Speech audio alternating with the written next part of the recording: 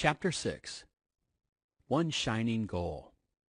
Most of the millionaire success habits that can transform your income, your wealth, your happiness, and your life I learned through 25 years of being an entrepreneur, as well as from some of the most successful people on the planet.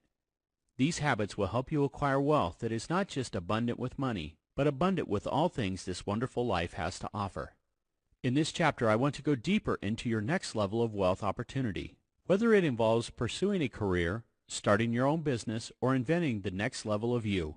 In this busy world, we can be overwhelmed by opportunities and choices and end up doing nothing other than standing still. You are listening to this because you want that next level of wealth, and I'm guessing you already have an idea of the direction you need to go to accomplish that goal. Maybe you've just been scared to take action, or maybe you're trying to find exactly what that action could be. So in this chapter, I'll help you determine the exact route you should take for your personal abundance and wealth creation. Warren Buffett is quoted as saying, "The difference between successful people and really successful people is that really successful people say no to almost everything." So let's dig in and define what should be a yes in your life and what may be best left as a no. At the same time, I'm going to help you avoid the mistake of saying no because of an "I can't do something" mindset. There truly is nothing you can't do when you have the right habits and confidence in place. I also want to dedicate this chapter to one of my mentors, Dan Sullivan. His commitment to serve others and help them achieve their full potential through his incredible company, Strategic Coach, have given me the many amazing tools and exercises you are about to encounter. Dan has worked and trained top entrepreneurs from around the world for over 40 years and has made a significant impact on my life. Thanks for the guidance and the gifts, Dan. These tools are not only powerful, they have helped me tackle new projects and clear my thinking so I could create many successful enterprises. Your magic list. Right now I want to do an exercise that will help you accomplish two things. First, it will help you discover what you should not be doing. Secondly, it will open your eyes to the opportunity that truly is aligned with who you are and help bring you bigger checks. You can grab this exercise and share it with friends and family at www.thebetterlife.com under the Book Resources tab. First, answer this question. What do you love to do? What fires you up? What makes your heart come alive? Puts a smile on your face? Raises your confidence? Do you love negotiating deals? Do you love helping people? Do you love solving complicated problems? Do you love math, science, art, or literature? Do you love taking risks? Do you love being adventurous? Do you love solving conflict? Do you love selling? Do you love marketing and advertising? Do you love inventing? Take a moment and think about what it is you love to do. So many times in life we forget what we love because we get stuck in the mundane day to day and we forget our passions. Make a list of 5 or 6 things that light you up. Next, think about what you're really good at. If you weren't in the room and your best friends, coworkers, or employees were talking about you, what would they say you were good at?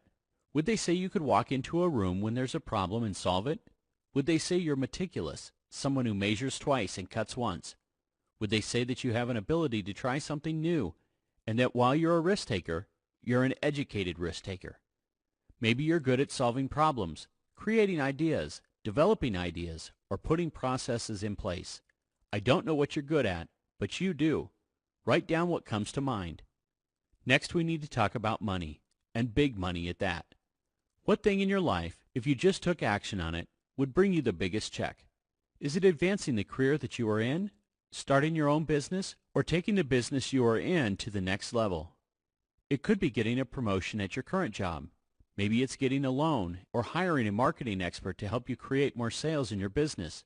Whatever it is, what one thing will cut you the biggest check in your life? Think it through and write down what it is. Next, list your money goals. Earlier, you formalized your goals with the exercise, where are you? Where do you want to go? So where do you want to go with your finances? Take that earlier list and implement it here, making it specific to your income. Is there a certain amount of money you want to accumulate so you can retire earlier, help your parents, and protect your family? Where do you want to live? How much do you want to spend on a residence in a given area? How much does your dream home cost? Do you want to work for yourself? And if so, what is your revenue target? Do you want to have more employees? And how much revenue do you need to make to afford them? Do you want to sell your company? And if so, for how much? Then I want you to think about what actions you need to start taking today to move these goals forward. The action or step can be, and in many cases should be, small, but you must take a step in that direction to generate momentum. Like General Creighton Abrams Jr. explained, how do you eat an elephant? One bite at a time. And how do you run a 100-mile race? One step at a time. How do you take your finances to that next level? Start a new business, get a new career, obtain a promotion at work, or advance your company? With one step at a time, and that can start today. So what are the actions that you have to take? What emails do you have to send? What negative people do you have to start pushing out of your life? What people do you need to attract into your life? What do you have to say no to? Write it all down. So far you have made a list of tasks that you love to do, skills or areas that you're good at, activities that will cut you the biggest check, your financial goals, and action steps you need to take to move towards these goals. Yes, this exercise can relate to any part of your life, but we're sticking with money right now. Lastly, I want you to take a long, hard look at all the items on your list. Whatever is not on them most likely needs to go on your make more money what not to do list. A not to do list is probably more crucial to your success than a to do list. This powerful success habit will open up time and bring you clarity on a new level. So what should go on your not to do list because it fails to serve your future or helps you become the best possible you? To help you identify what should go on your not to do list, here are some common examples. Hanging out with friends for a couple of days a week that are negative and bring you down. Jumping online to pay a bill and ending up surfing the web, reading gossip, watching negative news, and wasting hours of your life. Procrastinating on your new business because you don't have the clarity of exactly what to do first. Spending too much time on the couch, too much time at the gym, yes, it's possible, or too much time bickering with people over pointless matters. Mowing your lawn weekly, or some other time-consuming but mundane activity, when you could pay somebody to do it and use that time and energy to achieve your bigger goals. This is your laundry list of things eating up your time. It's a crucial list of things you cannot do if you want more wealth in your life. So get your not-to-do list written and memorized so you can spot when you start doing things that are not serving your higher self. Once you have your not-to-do list crafted, here's an extra bonus step. Next to each item on the list, write one of the 5 things. Eliminate, automate, outsource, delegate, replace. For instance, look at the previous example, answer number 2. Jumping online to pay a bill and ending up surfing the web, reading gossip, watching negative news, and wasting hours of your life. You might do the following.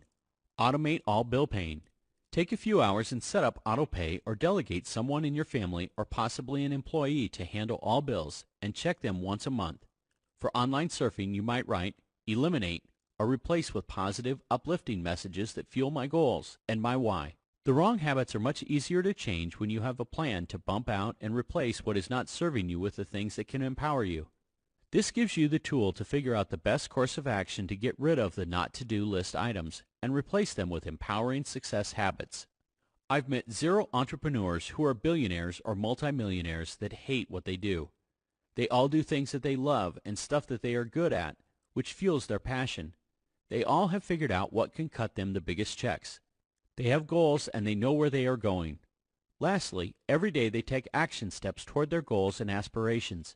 The more you do that, the more you can realize what is on your not-to-do list, and you can start to eliminate the areas of your life that don't drive you forward in your business and don't drive you toward that next level of income.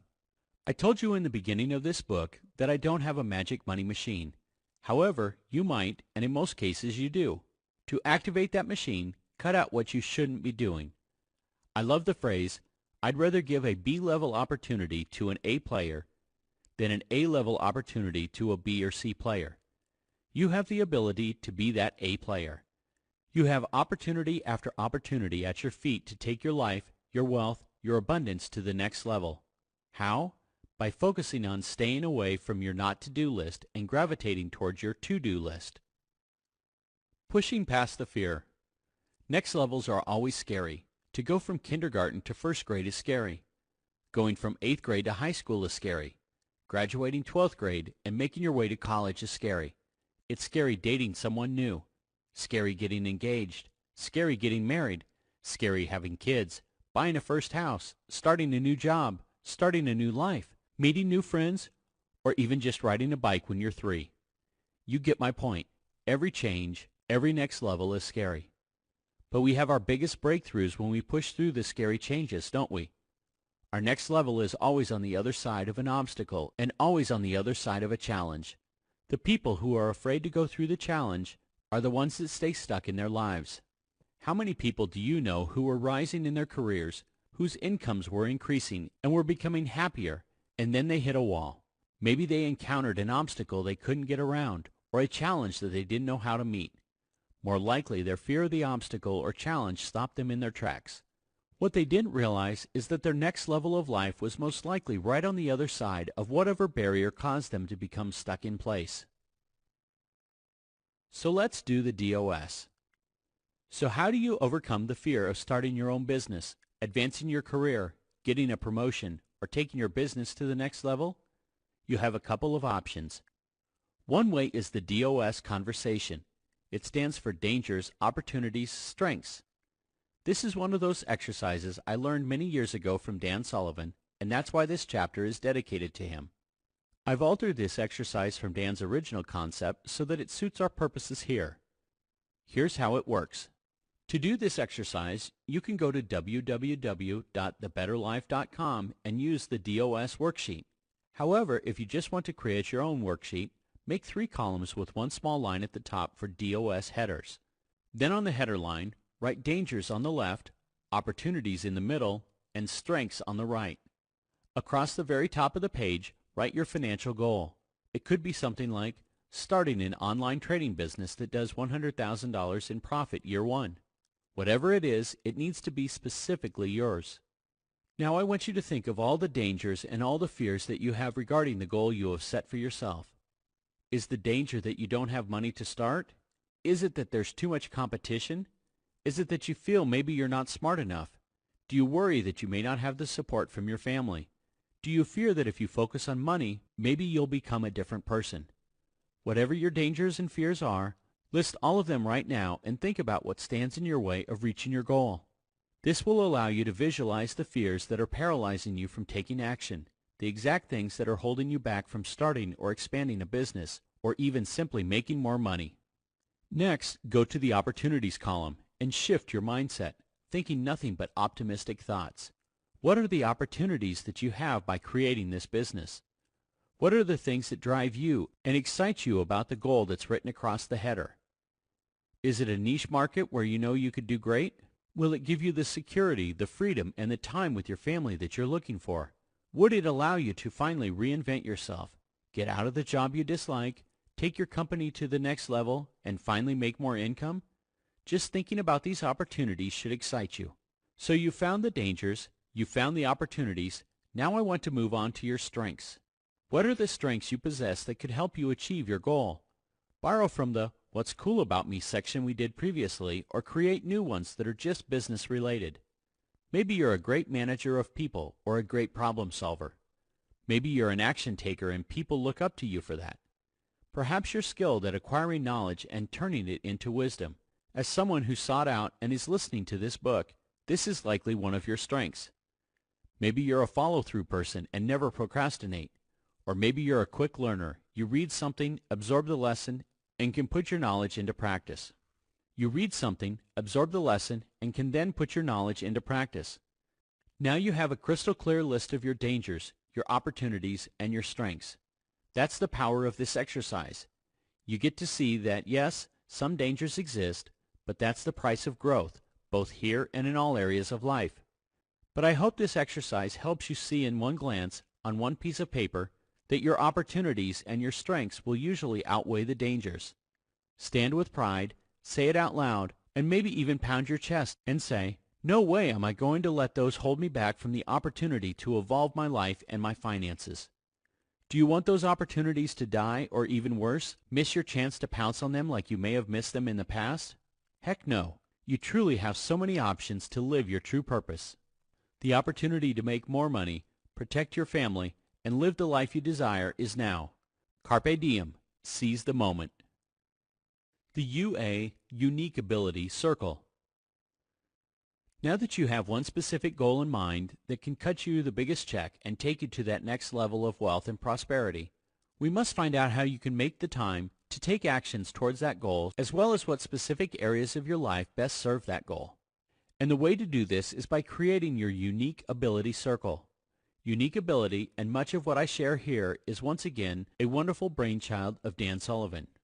You can create your own UA circle by following the directions that follow, or get your copy at www.thebetterlife.com under the Book Resources tab. Take a piece of paper and draw a small circle in the center of the page. Then draw 3 more circles around it, creating 3 rings. In the middle of the first circle, write the words Unique Ability. I'll explain this in more detail soon. In the next ring, write Excellent. In the next ring, write Good. Then in the last ring, write Stink. So what do these circles represent? In the bullseye is your unique ability, which is the thing or things in this world that you are naturally amazing at. Things that put you in a flow, make you the most money, and cause you to feel the best doing them. As you move outward on the circle, you start getting away from those things that can grow your life and income the fastest, and end up focusing on things that keep you doing busy work. It's like running on a treadmill and getting nowhere. To understand how this is so, let's take a deeper look at the unique ability section. Your unique ability is your financial sweet spot. It confers the capacity to make the most money you possibly can. When you're in your unique ability circle, you may be able to make $500 an hour, $1,000 an hour, or even $2,000 an hour. Whatever that number is, when you're doing the thing that you love, the thing that you were put on this earth to do, that is when you will receive the biggest check. I look at my time from a return on my investment perspective, which is an incredible success habit to have. For example, I pay for different people to do different things for me that are not in my own unique ability circle. There's no reason I should mow my lawn when, not only can I pay someone else to do it and free up my time to work in my unique ability, I also help the economy, giving other people the chance to make money. While someone else is mowing my lawn and landscaping my yard, I can be working in my unique ability. I get a significant return on my investment and make multiples per hour what it costs me to have my grass mowed. The return on investment of your time when you focus on your unique ability can be huge. Here's a quick story that will drive home this point. When I was younger and was investing in real estate for the first time, I decided to put energy, effort, and the little money I had into an old rundown mansion and convert it into 9 small apartments. After this project was complete, it was time for upkeep and maintenance. It had a massive front lawn, and mowing it took me many hours every Saturday. So one day I hired someone for $50 to do it for me. That same day my dad happened to stop by to say hi, and when he saw someone else mowing the lawn and when he found out I paid $50 for this service, he completely flipped his lid. He said, "I can't believe you, paying someone to do something you could do yourself." He said, "You are going to go broke. You are not too good to mow your own lawn." Given that this was my father's story at the time, his response makes perfect sense. Born during the Depression, amid lots of scarcity, had fostered this way of thinking. He didn't like borrowing money. He did everything he could himself and managed his affairs the old school way, which unfortunately hindered his opportunity to make great money. He is smart as heck and a hard worker, but that wasn't enough. His story kept him anchored to an income that never rose above $30,000 a year, no matter how hard he worked. He was on a treadmill for many years. Luckily, I got him off of it. He has changed in a massive way since then, but at the moment he was darn mad. He left so fast in his car that the tires spun gravel all over the yard as he peeled out, not even saying goodbye. I was upset my dad was mad at me, but I realized how wrong he was. That lawn at that big old apartment complex used to take me a half day to mow. At that period of my life, I was fixing wrecked cars and selling them, while also looking for and negotiating on my next real estate deal. And in that same half day that I paid $50 for someone to mow the lawn, I could fix or even sell a car, or I could put together a real estate deal that would make me far more than $50. My time for that half day fixing and selling cars was worth $500 to $1,000, maybe even more. So when you can pay someone to do something that you are not good at, or pay for something to be done by somebody else and create a return on investment on what you pay, then you can concentrate on the things that make you the most money. I've carried this ideal with me for my whole life.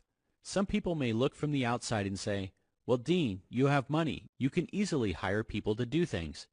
But I realize now, looking back, that I hired people to do the things I sucked at even when I didn't have much money at all.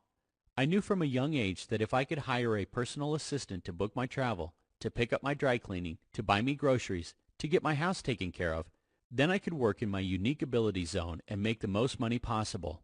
This yielded the best return on investment. When I first hired an assistant, I finally found the time to work on the things I'm excellent at, the unique things that are in my unique ability circle. Eventually, this philosophy helped me focus on speaking on stage, writing books, educating others, doing bigger real estate deals, and meeting people to do deals with. In turn, these activities help my businesses flourish. This unique ability approach is especially relevant in today's world where you have interns and virtual assistants who will work for pennies on the dollar for the experience. In fact, I'll give you a list of companies that provide virtual assistants that are incredible and can do small projects for you. They will free you to work on the things that are in the inner ring of your unique ability circle.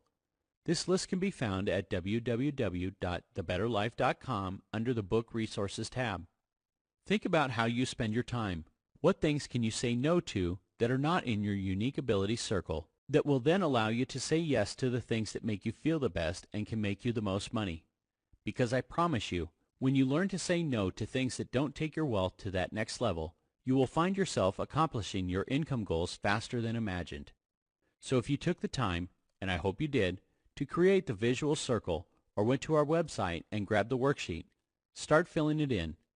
What do you think are your unique abilities? Then start to progress to the other rings. What are you excellent at? What are you good at? And then what do you stink at? You can also label the hourly rate you anticipate for each item you list. As Dan Sullivan teaches, the UA circle is designed to be peeled away like an onion. Each week, each month, and each year you're peeling away one layer at a time. And these outer layers are the things you shouldn't be doing. Eventually you'll end up at the core of the onion, which has the things you should be doing. This is the exercise that can allow you to have more hours in a day, make more money by working fewer hours, and align you with the things you were meant to be doing. The gap. Now that you understand the value of working in your area of unique ability, you will see how much easier and smoother the ride can be when you are working in and on things that ignite passion and bigger checks.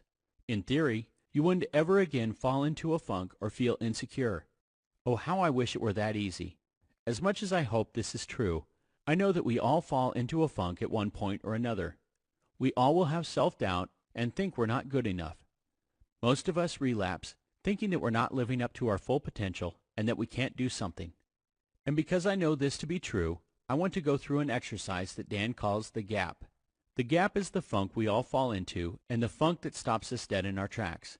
And it's not about if it's going to happen. It's about when, and then how fast you can rebound when it does. Did I ever fail?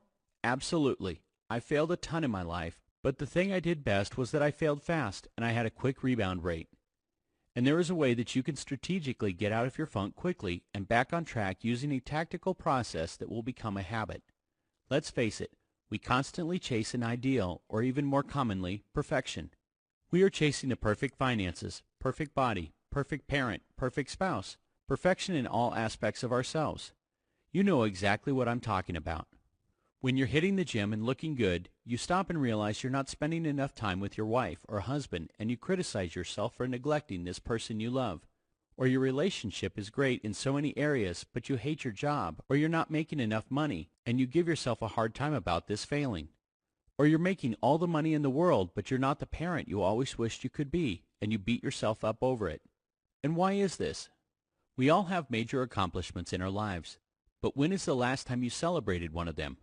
When's the last time you did something that was a goal of yours and you stopped and let it sink in, congratulating yourself?